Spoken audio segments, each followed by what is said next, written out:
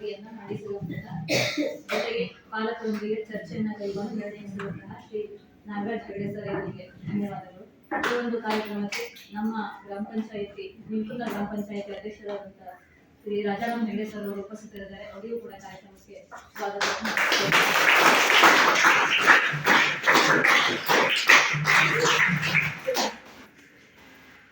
ಈಗ ಸಭಾಧ್ಯಕ್ಷರಾದಂತಹ Shri K Ganapati sir ಅವರು ಕಾರ್ಯಕ್ರಮದ ಪರವಾಗಿ ಮಾತನಾಡುತ್ತಾರೆ.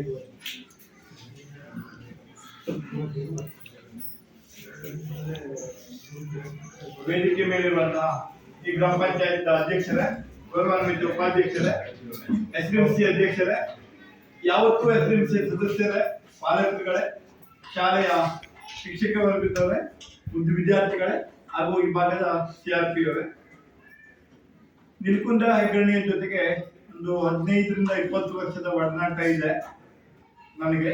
ಮೊದಲು ಸಹಿತ ನಾನು ಇಲ್ಲಿ ಹೆಗ್ಗಣಿಯಲ್ಲಿ ಮೇಲ್ವಿಚಾರಕನಾಗಿ ಕಾರ್ಯ ಮಾಡ್ತಾ ಇದ್ದೆ. ಅವಾಗಲೂ ಸಹಿತ ನಿಲ್ಕುಂದದಲ್ಲೆಲ್ಲ ಸಹಿತ ಓಡಾಡಿದ್ದೀನಿ. ಅದಲ್ಲದೆ ಕರೋನಾ ಸಂದರ್ಭದಲ್ಲಿ ಸಹಿತ ಒಂದು 2 ವರ್ಷ ಇದರಲ್ಲಿ ಹೆಗ್ಗಣಿ ನಿಲ್ಕುಂದ ತಂಡಗುಂಡಿ ಭಾಗದ ನೋಡಲ್ ಆಫೀಸರ್ ಸಹಿತ ಆಗಿದೆ. ಅದಕ್ಕಾಗಿ ಇಲ್ಲಿಯ ಜನರದ್ದು ಇಲ್ಲಿಯ ಏರಿಯಾಗಳ ಪರಿಚಯ ಇದೆ. ಅದು ಸಹಿತ ಈ ಸಂದರ್ಭದಲ್ಲಿ ಇಲ್ಲಿ ಬಂದು ನಿಮ್ ಜೊತೆ ಕಳಿತಾ ಇರೋದಕ್ಕೆ ಖುಷಿ ಆಗ್ತಾ ಇದೆ. ಮೊದಲನೇದಾಗಿ ಸಾರಿಗೆ ಭತ್ಯೆ ಅಂತ ಬಂತು. ಸಿಆರ್ಪಿ ಸರ್ ಅವರು ಉತ್ತರ ಕೊಟ್ಟಿದ್ದಾರೆ.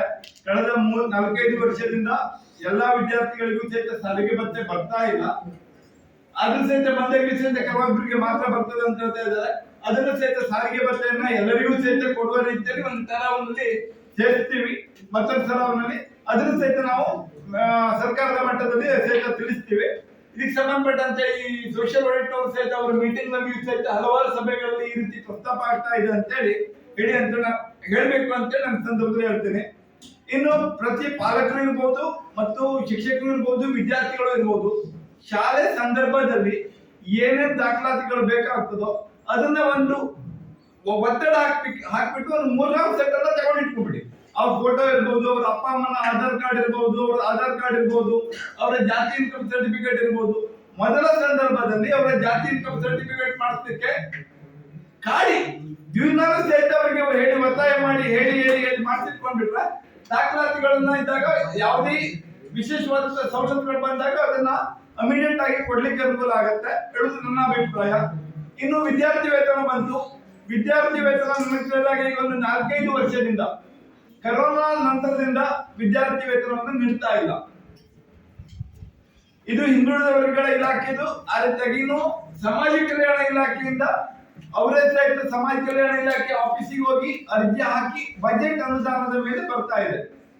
ಇನ್ನು ಈಗ ಒಂದು 3-4 ವರ್ಷದಿಂದ ನಮ್ಮ ಹಿಂದುಳಿದ ವರ್ಗಗಳ ಇಲಾಖೆಯಿಂದ ನಾವು ವಿದ್ಯಾರ್ಥಿ ವೇತನಕ್ಕೆ ಅರ್ಜಿ ಹಾಕ್ತಿದ್ವಿ. ಸೆಂಟ್ರಲ್ ಗೌರ್ಮೆಂಟ್ ಇಂದ ಮತ್ತು ಸ್ಟೇಟ್ ಗೌರ್ಮೆಂಟ್ ಇಂದ ಸರಿಯಾಗಿ ಅನುದಾನ ಬರದೇ ಇರುವಂತಹ ಸಂದರ್ಭದಲ್ಲಿ ವಿದ್ಯಾರ್ಥಿ ವೇತನ ಸಿಕ್ಕಿಲ್ಲ. ಆದಾಗಿ ಸಹಿತ ಈ ಸಲ ಒಂದು ವಿಶೇಷವಾದಂತಹ ಆರ್ಡರ್ ಬಂದಿದೆ. ಯಾರೂ ಸಹಿತ ವಿದ್ಯಾರ್ಥಿ ವೇತನಕ್ಕೆ ಅರ್ಜಿ ಹಾಕುವ ಅವಶ್ಯಕತೆ ಇಲ್ಲ.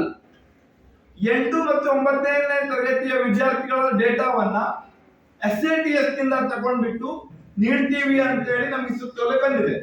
ಆ ಸುತ್ತೋಲೆಯನ್ನು ನಾವು PO ಆಫೀಸಿಗೆ ಕಳಿಸಿದ್ದೀವಿ.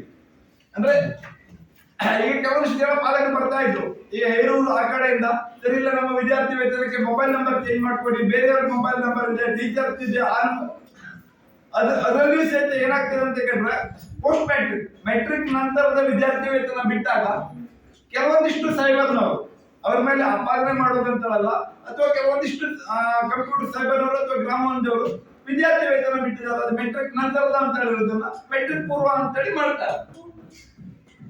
ಮೆಟ್ರಿಕ್ ಪೂರ್ವ, ಮೆಟ್ರಿಕ್ ನಂತರ, ಪ್ರೀ ಮೆಟ್ರಿಕ್, ಪೋಸ್ಟ್ ಮೆಟ್ರಿಕ್. ಆ ವ್ಯತ್ಯಾಸ ತಿಳಿದ ಸಹಿತ ಪಾಲಕರು ಬರ್ತಾ ಇದ್ದಾರೆ.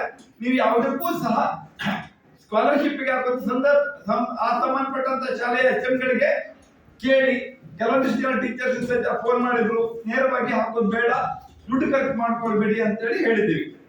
ಇನ್ನು NREG ಅಲ್ಲಿ ಸಮುದಾಯ ಶೌಚಾಲಯ ನಿರ್ಮಾಣಕ್ಕೆ ಅವಕಾಶ ಇದೆ. ಎಲ್ಲಿ ನಿರ್ಮಾಣ ಮಾಡಿದಾರೋ ಗೊತ್ತಿಲ್ಲ. ಕೆಲವೊಂದಿಷ್ಟು ಪಂಚಾಯತ್ಗಳಲ್ಲಿ ಇಲ್ಲಿ ಶೌಚಾಲಯ ಅತಿ ಅವಶ್ಯಕತೆ ಇದೆ ಅಂತ ಹೇಳಿದ್ರೆ ಯಾರಾದ್ರೂ ಕಾಂಟ್ರಾಕ್ಟ್ ಅವ್ರಿಗೆ ಮೊದಲು ತಯಾರಾಗಬೇಕು. NREG ಅಲ್ಲಿ ಕೆಲವೊಂದಿಷ್ಟು ಮಾನವ ಅವರ ಸಹಾಯವನ್ನು ತಗೊಂಡ್ಬಿಟ್ಟು ಲೇಬರ್ ಚಾರ್ಜ್ ತಗೊಂಡ್ಬಿಟ್ಟು ಕಟ್ಟಡವನ್ನ ಇರಬಹುದು, ಶೌಚಾಲಯವನ್ನ ಇರಬಹುದು, ಕಂಪೌಂಡ್ ಅನ್ನ ನಿರ್ಮಾಣ ಮಾಡಬಹುದು. ಅದಕ್ಕೆ ಪಂಚಾಯತ್ ಅವರಿಗೆ, ಇಲ್ಲಿಯ SDMC ಅವರು ಮತ್ತೆ ಕಾಂಟ್ರಾಕ್ಟರ್ಗೂ ಸಹಿತ ಕೊಡ್ಬೇಕಾಗುತ್ತೆ. ಯಾಕಂದ್ರೆ ನಾವು ಬೇರೆ ಕಡೆ ಹಲವಾರು ಕಡೆ ಹೋಗಿದ್ವಿ, ಅಲ್ಲಿ ಯಾರೋ ಕಾಂಟ್ರಾಕ್ಟರ್ ಯಾರೋ ಕೆಲಸಗಾರನ್ನ ತಂದುಬಿಟ್ಟು ಕೆಲಸ ಮಾಡಿರ್ತಾರೆ, ಹಣ ಕೊಡ್ಲಿಕ್ಕೆ ಹೇಳಿದ್ರೆ ಅಲ್ಲಿಯ ಇವರು ಸರಿಯಾಗಿ ಸ್ಪಂದಿಸ್ತಾ ಇಲ್ಲ ಅಂತ ಹೇಳೋದು ಸಹಿತ ಆಪಾದನೆ ಬಂದಿತ್ತು. ಆ ರೀತಿ ಆಗಿರೋರು ಮಾಡಿದ್ರೆ ಅಂದ್ರೆ ಕೆಲವೊಂದಿಷ್ಟು NREG ಇರ್ಬೋದು ಅಥವಾ ವಿಕಲಚೇತನರ ಶೌಚಾಲಯವನ್ನು ಇರ್ಬೋದು, ಸಮುದಾಯ ಶೌಚಾಲಯವನ್ನು ಸಹಿತ ನಿರ್ಮಾಣ ಮಾಡಬಹುದು ಅಂತ ಇರೋದು ನನ್ನ ಅಭಿಪ್ರಾಯ. ಇನ್ನು ಕೊಠಡಿ ಶಿಥಿಲಾವಸ್ಥೆ ಅಂತ ಬಂತು, ನಾನು ಮತ್ತೆ ಹೇಳಿದೆ 15-20 ವರ್ಷದಿಂದ ಸಹಿತ ಆ 3 ಕೊಠಡಿಗಳನ್ನು ನಾನು ನೋಡ್ತಾ ಇದ್ದೆ. ನಾನು ಪಂಚಾಯತ್ ಅವರ ಹತ್ರ ಮತ್ತೆ SDMC ಹತ್ರ ಕೇಳ್ಕೊಳ್ಳೋದು, ನೀವು ಒತ್ತಡ ಹಾಕ್ಬೇಕು ಅಂತ ಹೇಳಿದ್ರೆ LP ಇಂಜಿನಿಯರಿಂಗ್ ಅವರಿಗೆ ಲೆಟರ್ ಬರೆದು ಆ ಕಟ್ಟಡವನ್ನ ಮೊದಲು ಕೆಡುವುದು ಒಳ್ಳೆಯದೇನೋ ಅಂತ ನನ್ನ ವೈಯಕ್ತಿಕ ಅಭಿಪ್ರಾಯ. ಕ್ಲಾಸ್ ಮಾಡಿ ಒಂದ್ ವೇಳೆ ಒತ್ತಡ ಹಾಕ್ಲಿಕ್ಕೆ ಅವಕಾಶವಿದ್ದರೆ ಅಂದ್ರೆ ಅಲ್ಲ ಏನಾಗ್ತದೆ ಕೇಳಿದ್ರೆ ಒತ್ತಡ ಹಾಕೋದು ಅನ್ನೋದು ನನ್ನ ಅಭಿಪ್ರಾಯ. ನೋಡೋದು ಡೆಮಾಲಿಷ್ ಮಾಡ್ಲಿಕ್ಕೆ ಬರೋದಿಲ್ಲ. ಅಲ್ಲ ಡೆಮಾಲಿಷ್ ಮಾಡ್ಲಿಕ್ಕೆ ಇದು ನಾವು ಶಿರುಗುಡಿ ಹೈಸ್ಕೂಲ್ ಅಲ್ಲಿ ಯೂಸ್ ಇಂದ ಕೆಳಗೆ ಒಂದು 2 ಕಟ್ಟಡಿ ಮೊದಲು ಕಟ್ಟಿದ್ವಿ. ಅದು ಮೇಲಿನ ಹಂಚಲ ಬಿದ್ದು ಉಡಿ ಆಗ್ತದೆ ಅಂದ್ರೆ ಅವ್ರು ಕೊಡ್ಲಿಲ್ಲ. ಅದು ಅವ್ರ ಶಿಕ್ಷಣ ಇಲಾಖೆಯವ್ರಿಗೆ ನಾವೇನಾದ್ರು ಮಾಡ್ಕೊಟ್ರೆ ಅವರು ಉಂಟು ಕೊಡೋದಿಲ್ಲ, ಮಾಡ್ಕೊಡ್ಬೇಕಾರ್ಬೇಕು. ಅಲ್ಲ ಒಂದು ಬಿಲ್ಡಿಂಗ್ ಗೆ ಒಂದು ಕಟ್ಟಡ ಕಟ್ಟಿದ್ಮೇಲೆ ಅದಕ್ಕೆ ಇಂತಿಷ್ಟು ವರ್ಷ ಅಂತ ಒಂದು ಆಯಸ್ ಇರುತ್ತೆ. ಅಂದ್ರೆ ಆ ಆ ಆಯಸ್ಸನ್ನ ನೀವು ಶಿರುಗುಡಿಯಲ್ಲಿ ನಾವು ಹೋಗಿ ಅಲ್ಲಿ SDMC